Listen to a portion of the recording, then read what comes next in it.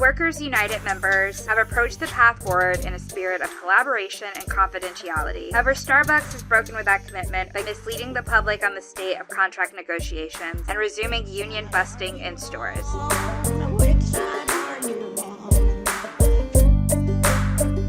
Talking of strikes, there is a potential strike looming this fall, and I'm talking about Starbucks. So, Whitney, I know you've been following the Starbucks union drive a little bit. I know the president of Starbucks Workers United put out an article just recently within these times, and Dave Jamieson, a great labor reporter with the Huffington Post, had a write-up as well. So, fill us in. What's some of the takeaways of what's going on with Starbucks? Yeah, so Starbucks and their Baristas union, Starbucks Workers United, have stalled after 4 years of negotiating without reaching a contract. And so to push Starbucks to resolve this, help them reach a collective bargaining agreement, more than 40 groups, including AFL-CIO, Greenpeace, DSA, and more, signed a letter to the CEO of Starbucks, Brian Niccol, asking him to come to the table in good faith and help them reach a contract. And so in the, 4 years that Starbucks, or a few years that Starbucks has been organizing, they have more than 640 stores unionized across the country. And that includes several in Alabama. I know there's Scottsboro, Birmingham, and Huntsville. And they've been working on a contract for 4 years now. In 2023, Starbucks said they intended to reach a contract by the end of 2024. So we are well over halfway into 2025, and that still hasn't happened. They did get a new CEO in that time who is trying to revitalize the company. So some of that could be related to that. And right now they have 3 main demands, which is more hours to improve staffing issues. This is from the union, higher take-home pay, and to resolve a litany of unfair labor practice charges. Lynn Fox, the president of Workers United, wrote a really excellent piece in these times, just talking about what is going on with this campaign. And there was a quote I saw. Workers United members, and particularly the barista bargaining delegates, have approached the path forward in a spirit of collaboration and confidentiality. However, Starbucks has broken with that commitment over the last several months by giving false statements about bargaining to the press, misleading the public on the state of contract negotiations, and resuming union busting in stores. Now we must tell investors, customers, and the public what has been happening so that we are not misunderstood. So I think there's a lot to watch there to see if that will go towards a strike. They did strike. Starbucks did strike in December of last year at the start of the holiday season. So this is not unprecedented. So we shall see.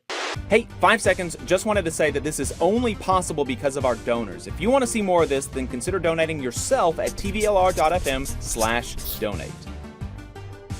It's an exciting campaign in a lot of ways because it's been very grassroots. It's very much been a worker-to-worker, member-to-member kind of organizing.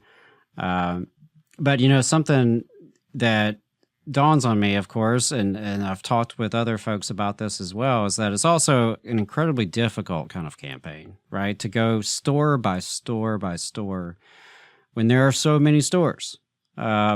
Even with the tremendous success they've had so far, there's still so many stores left to organize, so many workers who do not yet have a union. And so it is a monumental struggle. But it's really impressive what they've built so far. They've had a lot of wins, including here in the South. You mentioned some of the ones here in Alabama. And, virtually every week in Last Week in Southern Labor, there's a new win by Starbucks Workers United somewhere in the South. And so I think that is really important. Something else that I've encountered is that, a lot of the workers at Starbucks are a little different than some of the union members that folks may be used to. And they tend to be younger, more diverse. They're coming from a service industry background, right, which has not seen a lot of unions in recent generations. It used to be more common in earlier eras, but it's pretty uncommon to, sell coffee or to serve food and have a union contract in today's age. And so it has been a breakthrough in a really tough sector to organize. But yeah, it's going to really be important that they can secure a contract. It's going to take a lot of pressure on the company. I think it's an opportunity for all of organized labor to get behind these baristas and these workers and really send our support and solidarity. And so we'll see, if it does lead to any kind of strike activity this fall.